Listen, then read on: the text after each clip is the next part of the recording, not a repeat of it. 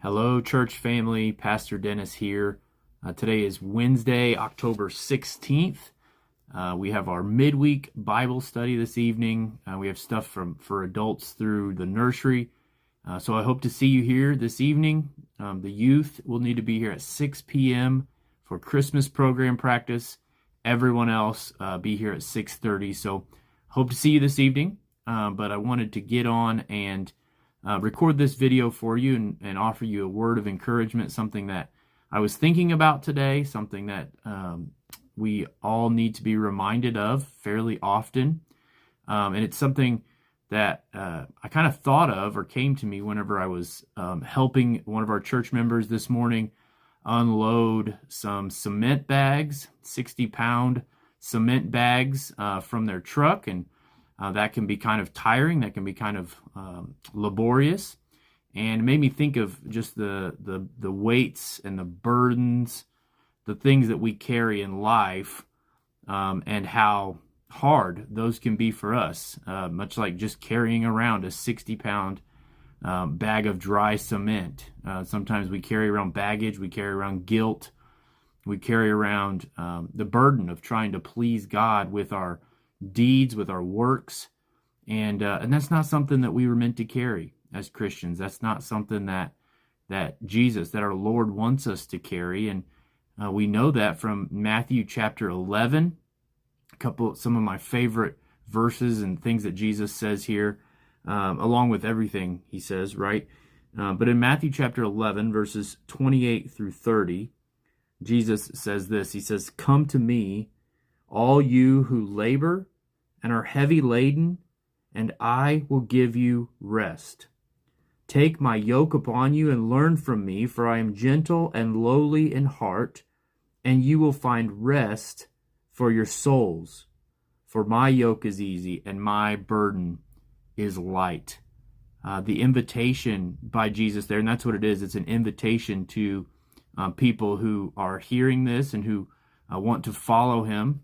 The invitation that he's offering there is really, for the Jewish people, that would have been an invitation to come to him and to believe in him and to release that weight of trying to earn God's favor by fulfilling the law.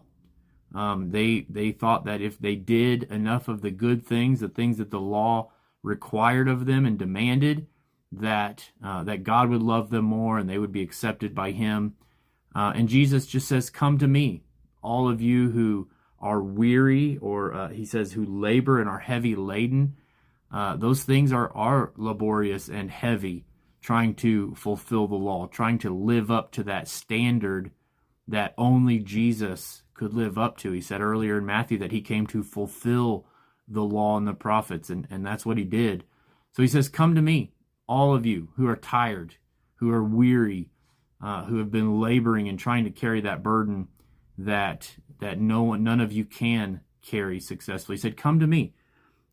He said, "I will give you rest." He says it the second time. He says, "I will give you rest for your souls." So it's not really a physical rest necessarily that Jesus gives us. It's that rest for our souls when we're burdened by the guilt of not living up to God's standard, when we sin, when we're burdened by the bad things that happen in life, and just the general just all the stuff that we deal with, the emotions, the heartache. When we're burdened by that, when we're laboring and heavy laden with that on our shoulders, Jesus says, "Come to me." He says, "I will give you rest for your souls." And that's a powerful thing for us to think about. But the invitation also isn't just to give our burdens to Christ, to turn that over to him and say, I can't do that, but I know that you lived up to God's standard, and I believe in that. But he says, "Take my yoke upon you and learn from me, for I am gentle and lowly in heart." So the invitation is also to take up that burden of Christ, to take up his yoke upon us. And there is some work that's given to us as Christians. There's work that we're given to do. In a general sense, there's good deeds. There's things that God gives us to do with our lives, the good deeds that he's prepared for us. But I think there's another work involved that we should think about if we think about taking Jesus's yoke upon us, and that he said his yoke is light, his yoke is easy, and his burden is light, is what he said in verse 30. But what is the work that we're given to do? What is that yoke that we are to take upon us? And I said it in a video a couple weeks ago from John chapter 6.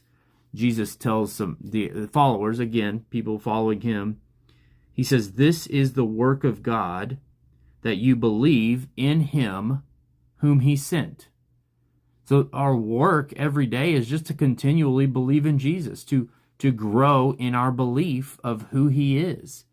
There was a man who wanted his son to be healed in another passage, and Jesus said that he calls that generation, "Oh, you of little faith," and the man says, he said, "I believe, help my unbelief."